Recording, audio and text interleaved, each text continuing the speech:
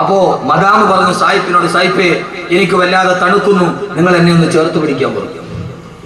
അപ്പോ സായിപ്പ് പറഞ്ഞു മദാമയോട്, എനിക്കിപ്പോ നിന്നെ ചേർത്ത് പിടിക്കാനുള്ള മൂടില്ല, രാമുവെ പറ്റുമെങ്കിൽ നീ ഒന്ന് ചേർത്ത് പിടിക്കാൻ. ഇതാണ് യൂറോപ്പ്, ഇതാണ് യൂറോപ്പ്, കിണിക്കണ ഇതാണ് യൂറോപ്പ്. യഥാർത്ഥത്തിൽ ഇത് മതി എന്ന് നമ്മൾ കരുതി. ആ സമയത്ത് എന്നോട് നിങ്ങൾക്കൊന്നും തോന്നരുത്. നിങ്ങൾ ടെക്നോ പാർക്കിന്റെ പരിസരം മുതൽ ഇങ്ങോട്ട് വരെ നടക്കും. സൗകര്യം കിട്ടുന്നവൻ ആരാണോ എന്താ മനുഷ്യന്മാരെ നിങ്ങൾ എന്നെ തുറച്ചു നോക്കണത്? എന്താ നിങ്ങൾ എന്നെ തുറച്ചു നോക്കണത്? ധാർമ്മികത നഷ്ടപ്പെട്ടതുണ്ടായപ്പോ എല്ലാരെയും ഞാൻ കുറ്റപ്പെടുത്തുന്നില്ല. ടെക്നോ പാർക്കിൽ നിന്ന് വെള്ളിയാഴ്ച കൃത്യമായി എന്റെ ജുമയിൽ പങ്കെടുക്കാൻ വേണ്ടി വരുന്ന എത്രയോ ചെറുപ്പക്കാരുണ്ട്. ഞാൻ എല്ലാരെയും കുറ്റപ്പെടുത്തുന്നില്ല. ജുമയ്ക്ക് വേണ്ടി മാത്രം അവരെത്തുന്നവർ. സൗകര്യം കിട്ടുന്നത് എന്താണോ? പച്ച വ്യഭിചാരം. ആ വ്യഭിചാരത്തിന്റെ വിജ്ഞാനത്തിലേക്ക് നമ്മുടെ തലമുറയെ നമ്മൾ പറഞ്ഞു വിട്ടപ്പോ ടെറസിന്റെ പടിവാതിൽ അടിച്ചു കളഞ്ഞപ്പോ എന്റെ പ്രിയപ്പെട്ട ചെറുപ്പക്കാരാ, യൂറോപ്പിന്റെ പച്ച വ്യഭിചാരം ഏത് വ്യഭിചാരമാ? അർജന്റീനയിലെ ലോകകപ്പിന്റെ ഏറ്റവും വലിയ ഫുട്ബോളറായ ലയണൽ മെസ്സിയെ താരാരാധന നടത്തുന്ന എന്റെ പ്രിയപ്പെട്ട ചെറുപ്പക്കാരാ, ആരാ ലയണൽ മെസ്സി? ആരാ? പച്ച വ്യഭിചാരിയല്ലേ? ആരാ മെസ്സി? ആരാ? പച്ച വ്യഭിചാരിയല്ലേ? ചെറുപ്പക്കാരാ, ലയണൽ മെസ്സിയുടെ ചിത്രവും ടീഷർട്ടിൽ ചേർത്ത് നടക്കുന്ന എന്റെ പ്രിയപ്പെട്ട ചെറുപ്പക്കാരാ, ആരാ മെസ്സി എന്നറിയോ? പച്ച വ്യഭിചാരി. കഴിഞ്ഞ ലോകകപ്പില് അർജന്റീന തോറ്റ് കഴിഞ്ഞപ്പോ, തോറ്റെന്ന് പറഞ്ഞാൽ അന്തം വിട്ട തോക്കല് തോറ്റപ്പോ, എതിരില്ലാത്ത 4 ഗോളിന് അർജന്റീന തോറ്റു. പിറ്റേ ദിവസം രാവിലെ തന്റെ കാമുകിയുടെ കൈ പിടിച്ചിട്ട് ഹവായ് ദ്വീപിലേക്ക് മെസ്സി ആഘോഷിക്കാൻ പോവുകയാ. എയർപോർട്ടിൽ വെച്ച് തന്റെ അരക്കി പോട്ട് വസ്ത്രമില്ലാത്ത കാമുകിയുടെ കയ്യിൽ പിടിച്ച് ഫോട്ടോയ്ക്ക് പോസ്റ്റ് ചെയ്തപ്പോ, ആരാ മോനെ, ഒരാള് വ്യഭിചരിക്കാൻ പോയാൽ തന്നെ ആരും അറിയാതെ പോകരാ പതിവ്. പക്ഷേ ഞാൻ വ്യഭിചരിക്കാൻ പോവുകയാണെന്ന് കാമുകിയുടെ തോളത്തെ കയ്യിലിട്ടിട്ട് എയർപോർട്ടിൽ വെച്ച് ഫോട്ടോയ്ക്ക് പോസ്റ്റ് ചെയ്ത പച്ച വ്യഭിചാരിയായ മെസ്സിയുടെ സംസ്കാരം, ആ സംസ്കാരം പഠിപ്പിച്ചു നമ്മുടെ മക്കളെ. ഇസ്ലാമിന്റെ യൂറോപ്പിന്റെ സംസ്കാരം പഠിപ്പിച്ചപ്പോ യഥാർത്ഥത്തിൽ മുസ്ലിം ലോകത്തിന് വന്നത് ഇതാണ്. അതല്ല എന്റെ പ്രിയപ്പെട്ട ചെറുപ്പക്കാരാ, എന്റെ പ്രിയപ്പെട്ട സഹോദരങ്ങളോട് ഞാൻ പറയുകയാ, ഏത് വിജ്ഞാനമാ പഠിപ്പിക്കേണ്ടത്? യുകെയിലെ അവസരമല്ല, കരിങ്കല്ലിനെ കരയിപ്പിച്ച വിജ്ഞാനം പഠിപ്പിച്ചു കൊടുക്കണം. കരിങ്കല്ലിനെ കരയിപ്പിച്ച വിജ്ഞാനം പഠിപ്പിക്കണം. ഏടാ കരിങ്കല്ലിനെ പഠിപ്പിച്ച വിജ്ഞാനമേടാ? കൊടുങ്കാട്ടിലൂടെ നടന്നു പോകുമ്പോ റൂഹുമാഹിയുടെ മുമ്പിൽ ഇരുന്നിട്ടൊരു കരിങ്കല്ല് പൊട്ടിക്കരഞ്ഞില്ല മുഅ്മിനീങ്ങളെ? ഒരു കരിങ്കല്ല് ഇരുന്നിട്ട് പൊട്ടിക്കരയുകയാ. ഈസാ നബി അലൈഹിസ്സലാത്തു വസ്സലാം ചോദിച്ചു, കരിങ്കല്ലേ എന്തിനാണ് കരയുന്നതെന്ന് ചോദിച്ചപ്പോ ആ സമയത്താണ് കണ്ണുനീരിട്ട് വീണ കരിങ്കല്ല് പറഞ്ഞത്, പ്രിയപ്പെട്ട ചെറുപ്പക്കാരെ അറിയുക, ഇത് നിരർത്ഥക പാഠത്തിന്റെ പാഠമല്ല. ഈ കാണുന്ന കരിങ്കല്ല് പൊട്ടിക്കരഞ്ഞുവത്രേ. കരിങ്കല്ലിന്റെ കണ്ണിലൂടെ കണ്ണുനീര് തടം തല്ലിയാത്തൊഴുത്തുവത്രേ. റൂഹുല്ലാഹി ഈസാ നബി ചോദിച്ചു, കരിങ്കല്ലേ എന്തിനാണ് കരയുന്നതെന്ന് ചോദിച്ചപ്പോ ആ സമയത്താണ് കരിങ്കല്ല് പറഞ്ഞത്, അൽഹമനി റബ്ബി വഖൂദുഹന്നാസു വൽ ഹിജാറ. എന്റെ അല്ലാഹു എനിക്ക് അറിയിപ്പിച്ചു തന്നു, നാളെ നരകത്തിൽ തീ പിടിപ്പിക്കാൻ ഉപയോഗിക്കുന്നത് കരിങ്കല്ലിനെയാണ്. നാളെ നരകത്തിന്റെ കുണ്ടത്തിലോട്ട് വലിച്ചു വെക്കുന്നത് മനുഷ്യരെയും കരിങ്കല്ലുകളെയുമാ എന്ന് അല്ലാഹു എനിക്ക് അറിയിപ്പിച്ചു തന്നു. അതറിഞ്ഞത് മുതൽ ഞാൻ ഇവിടെ ഇരുന്ന് കരയുകയാണെന്ന് പറഞ്ഞു കരിങ്കല്ല്. ആ കരിങ്കല്ലിനെ പോലെ തന്നെയാ മനുഷ്യന് നരകത്തിലെ തീക്കുണ്ടങ്ങളാ. എന്തേ മനുഷ്യരെ കരയുന്നില്ല? എന്തേ കവളിലൂടെ കണ്ണുനീര് തടം തല്ലിയാത്തൊഴുകുന്നില്ല? എന്റെ അല്ല എന്നോട് പറഞ്ഞു, നാളെ നരകത്തിൽ കത്തിക്കപ്പെടുമല്ലോ എന്നോത്തിട്ട് വടിയരികിരുന്ന് കരിങ്കല്ല് കരയുന്നത് കണ്ടപ്പോ, അവിടെ ഇരുന്നു കൊണ്ട് ഈസാ നബി കരിങ്കല്ലിന്റെ കരച്ചിൽ കണ്ടപ്പോ ഈസാ നബി അല്ലാഹുവോട് ദുആ ചെയ്തു, അല്ലാഹുവേ അല്ലാഹുവേ അല്ലാഹുവേ, ഈ കരിങ്കല്ലിന്റെ കരച്ചിൽ കണ്ടിട്ട് സഹിക്കുന്നില്ല അല്ലാ, ഇതിന് നീ എന്തെങ്കിലും ഒരു പരിഹാരം ഉണ്ടാക്കണം. അല്ലാഹു പറഞ്ഞു, ഈസാ നബിയെ ആ കരിങ്കല്ലിനോട് പറയുക, അതിനെ മാത്രം ഞാൻ നരകത്തിലിടില്ലെന്ന്. ഈ ഭൂമി ലോകത്തിലെ മുഴുവൻ കരിങ്കല്ലുകളെ നരകത്തിലിട്ട് ആളിക്കത്തുമ്പോ ഈ കരിങ്കല്ലിനെ മാത്രം ഞാൻ നരകത്തിലിടുന്ന് പറയ ഈസാ. ഈസാ നബി അലൈഹിസ്സലാത്തു വസ്സലാം ആ കരിങ്കല്ലിന്റെ അരികിൽ ഇരുന്നിട്ട് തടികി തലോടിയിട്ട് പറഞ്ഞു, കല്ലേ കരയണ്ട, കല്ലേ കല്ലേ കരയണ്ട, കല്ലേ ഇത് ഏത് കഥയെന്നറിയോ? മനുഷ്യൻ കരിങ്കല്ലിനെ തടകി ആശ്വസിപ്പിച്ച കഥ. കേൾക്കുക സഹോദരങ്ങളെ, ആ കരിങ്കല്ലിനെ തടകി തലോടിയിട്ട് ഈസാ നബി പറഞ്ഞു അത്ര, കരിങ്കല്ലേ കരയണ്ട കല്ലേ, കരയണ്ട കല്ലേ, അള്ളാഹു നിന്നെ മാത്രം നരകത്തിൽ നിന്ന് മോചിപ്പിച്ചിരിക്കുകയാ. ഈസാ നബി നടന്നുപോയി. കുറെ മാസങ്ങൾക്ക് ശേഷം അതിപടി വരുമ്പോ പിന്നെയും ഈ കരിങ്കല്ലിരുന്ന് കരയുകയാണ്. ഈസാ നബി ചോദിച്ചു അത്ര, കരിങ്കല്ലേ എന്തിനാണ് ഇനിയും കരയുന്നതെന്ന് ചോദിച്ചപ്പോ കരിങ്കല്ല് പറഞ്ഞ മറുപടി, ഈസാ നബിയെ ആദ്യം ഞാൻ കരഞ്ഞത് ഖൗഫൻ ലിറബ്ബി, എന്റെ അല്ലാഹുവിന്റെ നരകത്തെ കുറിച്ചുള്ള പേടി കൊണ്ടാ. രണ്ടാമത് ഞാൻ കരഞ്ഞത് ശുക്രൻ ലിറബ്ബി, എന്റെ അല്ലാഹുവിനോടുള്ള നന്ദി രേഖപ്പെടുത്താനാ. എല്ലാ കല്ലുകളും നരകത്തിലോട്ട് വലിച്ചെറിയുമ്പോ എന്നെ മാത്രം നരകത്തിൽ നിന്ന് മോചനം നടത്തിയ എന്റെ റബ്ബിനോടുള്ള നന്ദി കാരണത്താലാണെന്ന് കരിങ്കല്ല് പോലും കരഞ്ഞു പോയെങ്കിൽ ഈ കരിങ്കല്ലിനെ കരയിപ്പിക്കുന്ന വിജ്ഞാനം പഠിക്കണം. ഈ കരിങ്കലിനെ കരയിപ്പിക്കുന്ന വിജ്ഞാനം പഠിക്കണം. ആ വിജ്ഞാനമാണ് എന്റെ മോനെ, റൂഹെന്ന് നിന്റെ കയ്യിൽ നിന്ന് വിട്ടുപോയാൽ, ഈ ശരീരത്തിൽ നിന്ന് ആത്മാവ് പോയാൽ, കരിങ്കല്ലിനെ കരയിപ്പിച്ച വിജ്ഞാനം ഏതെന്നറിയോ? ശരീരത്തിൽ നിന്ന് ആത്മാവ് വിട പറഞ്ഞു പോയാൽ നിന്റെ ശരീരം കൊണ്ടുപോയി 6 അടി മണ്ണിലേക്ക് കുഴിച്ചിട്ട് കഴിഞ്ഞാൽ 3 ദിവസം കഴിഞ്ഞ് നീ തുറന്നു നോക്കുമ്പോ നിന്റെ കണ്ണുകൾ മുഴുവനും അഴുകി മാറിയിട്ട് 2 ഗുഹയാ കാണുന്നതെങ്കിൽ 40 ദിവസം കഴിഞ്ഞ് കണിയാപുരം ഖബർസ്ഥാനില് ഖബറൊന്ന് തുറിച്ചു നോക്കിയാ നിന്റെ എല്ലുകൾ മാത്രമാ കാണുന്നത്. അതോടെ നിന്റെ ജീവിതം അവസാനിക്കുന്നില്ല. അഴുകി പോകുന്ന 6 അടി മണ്ണിന്റെ ഉള്ളിൽ നിന്റെ മാതാപിതാക്കൾ നിന്നെ കാണാനെത്തുമെന്ന്, സ്വർഗത്തിന്റെ മാലാഖമാര് നിന്നെ സന്ദർശിക്കാനെത്തുമെന്ന്. എന്നിട്ട്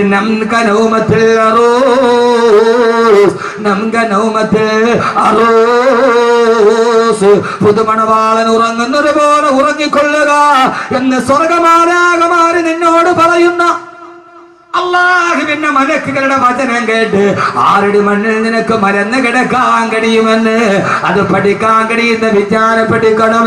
ആ വിജ്ഞാനത്തിലേക്ക് അല്ലാഹു നമ്മളെ എത്തിക്കുമാറാകട്ടെ. അല്ലാഹു നമ്മളെ എത്തിക്കുമാറാകട്ടെ. ഇതാണ് ഏറ്റവും വലിയ വിജ്ഞാനം. UK-യിലെ വിജ്ഞാനമല്ല. ഞാൻ മരിച്ചിട്ട് പോയാലും എന്റെ ശരീരം മണ്ണിലോട്ട് ഇഴുകി ചേർന്നാലും അവിടെയാണ് പിന്നെ എന്റെ ജീവിതം തുടങ്ങുക. 6 അടി മണ്ണിന്റെ ഉള്ളിൽ മുകളിലോട്ട് നോക്കിയാലും മണ്ണ്, താഴോട്ട് നോക്കിയാലും മണ്ണ്, വലത്തോട്ട് നോക്കിയാലും മണ്ണ്, ഇടത്തോട്ട് നോക്കിയാലും മണ്ണ്. ആ മണ്ണിന്റെ ഇടയിൽ തിരിയാനും മറിയാനും കഴിയാത്ത മണ്ണിന്റെ ഉള്ളിൽ കിടന്നിട്ട് ആകാശലോകങ്ങളുടെ വിശാല വിസ്തൃതിയുള്ള സ്വർഗം കാണാൻ കഴിയും. അല്ലാഹു തൗഫീഖ് നൽകട്ടെ. ആമീൻ പറയും. ഉറക്കെ കാശ് കൊടുത്ത കിട്ടൂല മോനെ. ഇത് KSFBയുടെ ചിട്ടി അടിച്ചാൽ കിട്ടണ സാധനമല്ല. ഈ സാധനം ഒരാൾക്ക് കിടക്കാൻ ഇടമില്ലാത്ത മണ്ണിൽ മലന്ന് കിടക്കുമ്പോ ആകാശഭൂമികളെക്കാൾ വിശാലമായ സ്വർഗം ഈ 6 അടി മണ്ണിന്റെ ഉള്ളിൽ ഇരുന്നിട്ട് കാണും. അല്ലാഹു തൗഫീഖ്. എന്താ ആമീൻ പറയാത്തെ? അങ്ങനെ കാണാൻ കഴിയണം. എല്ലാവരും കൊണ്ടുപോയി മണ്ണിട്ട് മൂടി. ഇനിയാണ് ജീവിതം തുടങ്ങുന്നത്. എല്ലാം പറയാനായിട്ട് എനിക്ക് സമയമില്ല. ഞാൻ പറയുന്നത് ഖുർആനാണ്. ഫീ ലൗഇൽ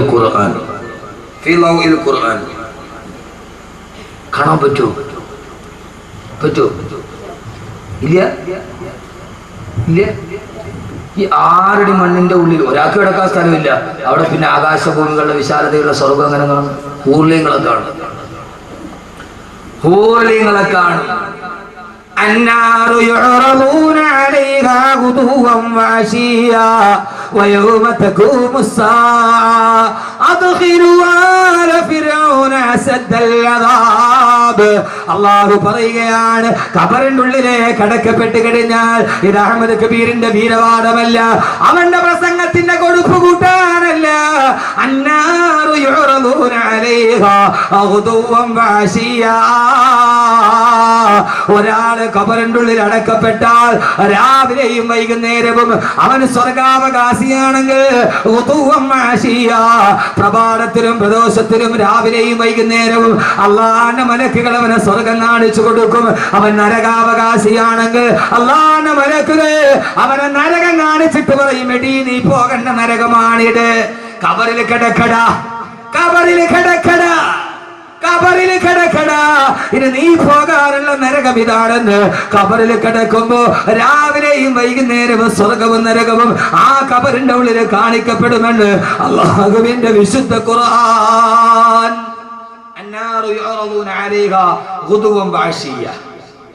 അവൻ സ്വർഗാവകാശിയാണെങ്കിൽ രാവിലെ മലക്കുകൾ കബറിന്റെ ഉള്ളിൽ നടക്കുന്നത് എന്താ? കബറിന്റെ ഉള്ളിൽ നടക്കുന്നത് എന്താ? സ്വർഗാവകാശിയാണെങ്കിൽ സ്വർഗം കാണിച്ചിട്ട് പറയും, കണ്ടോ നിനക്ക് പോകാനുള്ള സ്വർഗമാണ്. ആ സ്വർഗത്തിലെ ഹൂർലിങ്ങളെ കാണും. പക്ഷെ അതാ നിങ്ങൾ ഇരിക്കും, ഞാൻ അടിപൊളി ഹൂർലിനായ ഒരു പെണ്ണിനെ കുറിച്ച് പറഞ്ഞാൽ അവള് 400 കിലോമീറ്റർ അപ്പുറത്ത് നിന്ന് ചിരിച്ചാൽ ആ ചിരി ഇവിടെ കാണാൻ പറ്റും. ആ പെണ്ണിന്റെ കൈ പിടിച്ചിട്ട് പോവാം. പക്ഷെ അത് ഇരുന്നാൽ അവസാനം വരെ ഇരുന്ന ആ പെണ്ണിന്റെ പേര് സൈലും പറഞ്ഞാൽ ഇരിക്കും.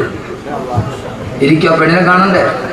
അടിപൊളി സ്വർഗത്തിൽ അവളുടെ പേര് സൈഡ് അഡ്രസ് ചെയ്ത് ഞാൻ പറഞ്ഞാൽ കാണണോ?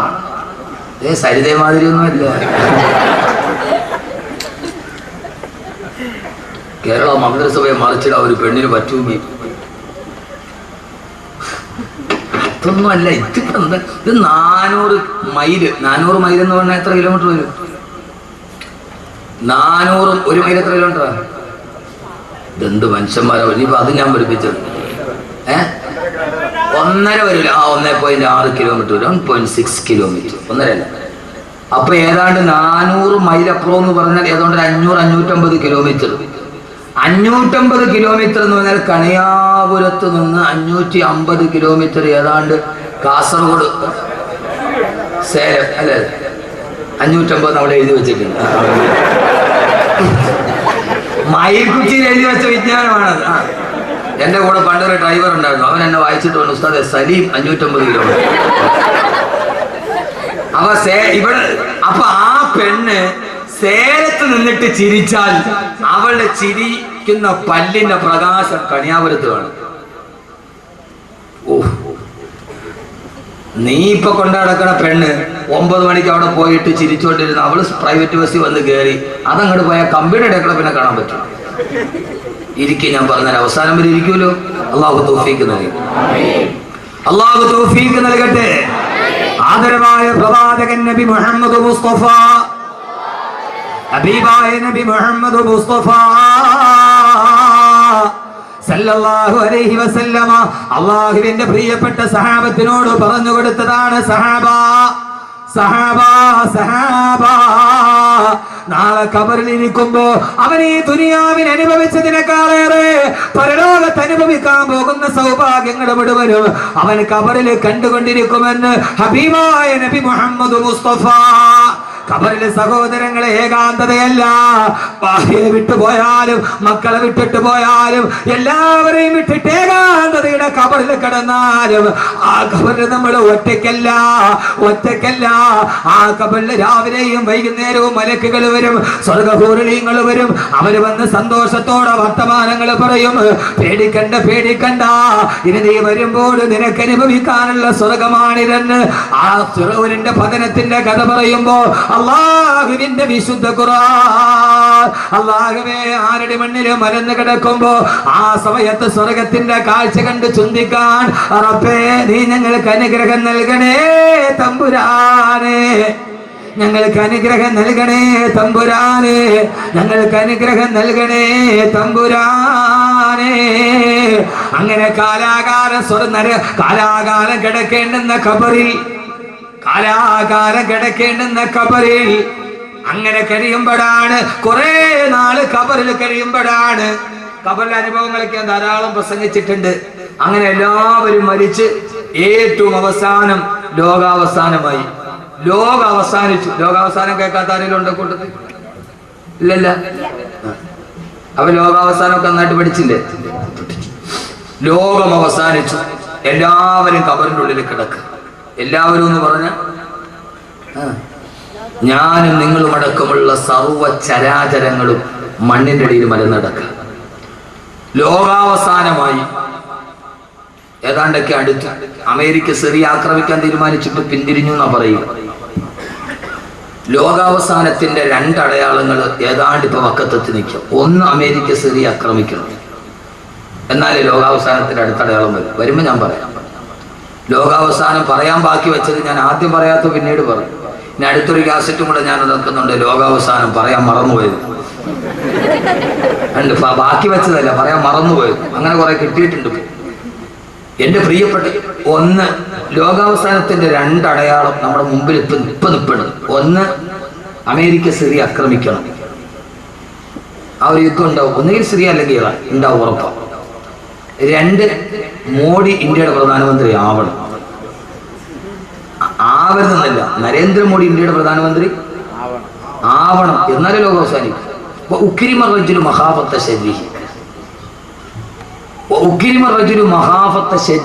ഒരാളെ, ഒരു നേതാവിനെ ഭയന്നിട്ട് അയാളെ ബഹുമാനിക്കാൻ നമ്മൾ നിർബന്ധിതരാവുക, അത് ലോകാവസാനത്തിന്റെ അടയാളമാണെന്ന് നബി മുഹമ്മദ് മുസ്തഫ. മോഡി ഇന്ത്യയുടെ പ്രധാനമന്ത്രി ആയി എന്ന് കരുതുക.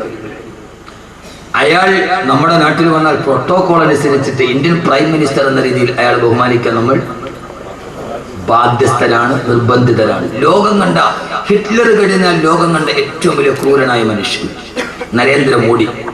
ഹിറ്റ്ലറിനേക്കാൾ ഹിറ്റ്ലറുടെ പ്രേതം ഇന്ത്യയിൽ വന്നതാണ് മോദി. ഹിറ്റ്ലറുടെ പ്രേതം ഇന്ത്യയിൽ വന്നതാണ് മോദി. ആ പ്രേതം കയറി കൂടിയ ശരീരമാണ് മോഡിയുടെ ശരീരം. അയാൾ പ്രധാനമന്ത്രി ആയാലേ ലോകാവസാനത്തിന്റെ അടയാളം ആവും. അവിടെ നിങ്ങൾ നമുക്ക് പേടിക്കണ്ട, നമ്മൾ പറഞ്ഞിടത്തേക്ക് കാര്യങ്ങൾ വരികയാണ്. നമ്മൾ പറഞ്ഞിടത്തേക്ക് മോഡി പ്രധാനമന്ത്രിയായി നോക്കി ഇന്ത്യയിൽ മുസ്ലിമീങ്ങൾ ആരും കുറഞ്ഞു പോകില്ല.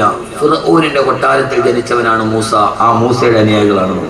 ഫിർഔന്റെ ജനിച്ച ഉടനെ തല കൊയ്യാൻ പോയവന്റെ കൊട്ടാരത്തിൽ ജനിച്ച കരീമുല്ലാഹി മൂസാ നബിയുടെ ദീനാണ് നമ്മുടെ ദീൻ. അപ്പൊ അതുകൊണ്ട് അക്കാര്യത്തിലൊന്നും ആരും പേടിക്കേണ്ട ഒരു കാര്യമില്ല. ലോകാവസാനം ഏതായാലും ഉറപ്പാണ്. ഒരിടയാണോ ഞാൻ പറഞ്ഞുതരാം, പറയണോ?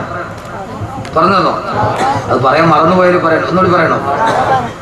അമേരിക്കയുടെ സർവ്വ സേനാ ക്യാമ്പുകളും സൈനിക ക്യാമ്പുകളും ടൈഗ്രീസിന്റെയും യൂഫ്രട്ടീസിന്റെയും തീരത്ത്. ഞാനത് അവനെ വെറുതെ പറഞ്ഞിട്ട് പോകാൻ വന്നതല്ല, വെറുതെ ചിരിച്ചു കളിച്ചു പോകാനാണെങ്കിലും ഓക്കെ. പക്ഷേ 2 മണിക്കൂർ കൊണ്ടൊരു മാറ്റം ഉണ്ടാവും.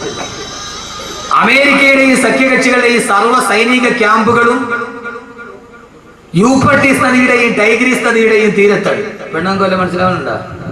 എന്ത് യൂഫ്രട്ടീസ്, എന്ത് യൂഫ്രട്ടീസ്?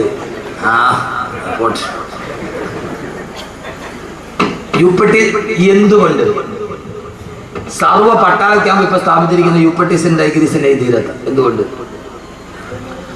ആദരവായ പ്രവാചകൻ നബി മുഹമ്മദ് മുസ്തഫ സല്ലല്ലാഹു അലൈഹി വസല്ലം പറഞ്ഞു, ലോകാവസാനം അടുത്തു കഴിയുമ്പോ ടൈഗ്രീസിന്റെയും യൂഫ്രട്ടീസിന്റെയും തീരങ്ങളിൽ ജിബാലും മിനർ റഹബി, സ്വർണത്തിന്റെ മലകൾ ഉയർന്നു വരുമെന്ന് നബി മുഹമ്മദ് മുസ്തഫ.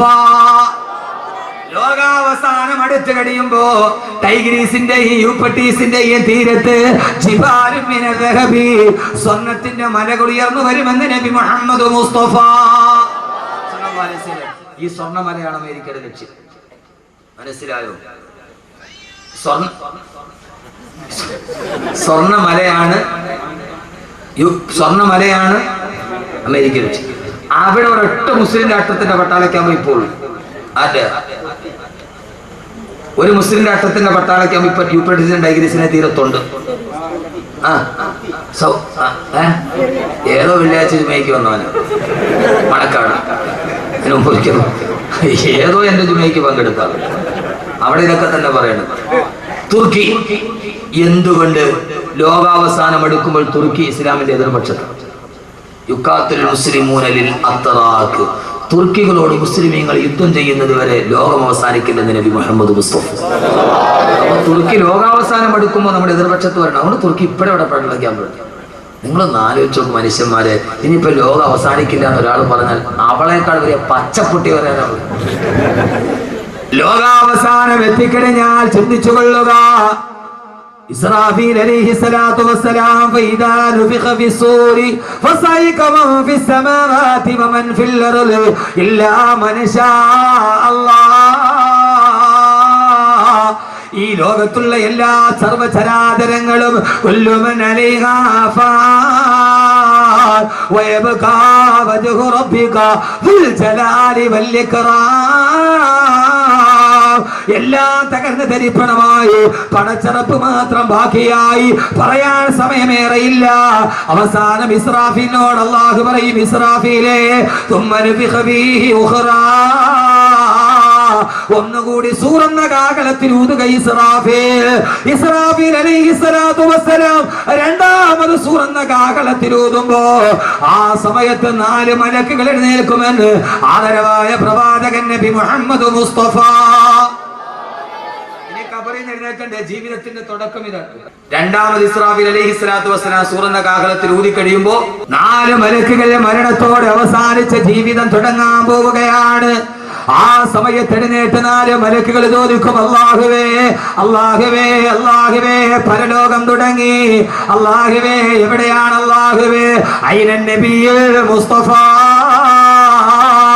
ഹബീബായ നബി എവിടെ? ഹബീബായ നബി എവിടെ? ഈ ലോകം ഒടുങ്ങിയാലും ആദ്യത്തെ അന്വേഷണം എവിടെയെന്നറിയോ? മദീനയുടെ റൗളയുടെ നായകൻ എവിടെ? അല്ലാഹു പറയും, മലായികത്തുകളെ, ഈ തകർന്നു കിടക്കുന്ന ഭാഗത്ത് ഒരു പ്രകാശം വരുന്നത് കണ്ടോ? അവിടെയാണ് ഖബറുൻ നബിയിൽ മുസ്തഫ. അവിടെയാണ് മുസ്തഫായ നബിയുടെ ഖബറുള്ളത്. പരലോകത്തിന്റെ തുടക്കമാണ് ഞാൻ പറയുന്നത്. മരണം ജീവിതത്തിന്റെ തുടക്കമാണ്. അതീ ജീവിതത്തിന്റെ തുടക്കം ഇങ്ങനെയാണ്. ആ ജീവിതത്തിന്റെ തുടക്കമാണ് പറയുക. അല്ലാഹു പറയുമ്പോ 4 മലായികത്തുകൾ പ്രകാശം കാണുന്ന ഭാഗത്തെത്തുമ്പോ അവിടെയാണ് റൗളത്തുൻ നബിയിൽ മുസ്തഫ. അല്ലാഹുവിന്റെ റസൂലിന്റെ റൗളയുടെ ചാരത്ത് അവിടെ ചെല്ലുമ്പോ മീകായിൽ പറയും, മീകായിലേ നിങ്ങൾ വിളിക്കുക. മീകായിൽ പറയും, ഇല്ല ഇല്ല. അസ്രായീലേ നിങ്ങൾ വിളിക്കുക. അവസാനം നിങ്ങളല്ലേ നബിയെ കണ്ടത്? അല്ല അല്ല അസ്രായീലേ. അവസാനം എല്ലാ മലക്കുകളും കൂടി പറയും, ഇല്ല ഇല്ല. ഹബീബായ നബിയെ വിളിക്കാൻ അർഹതയുള്ളതാർക്കാ? ജിബ്രീലേ അവിടേക്കല്ലയോ?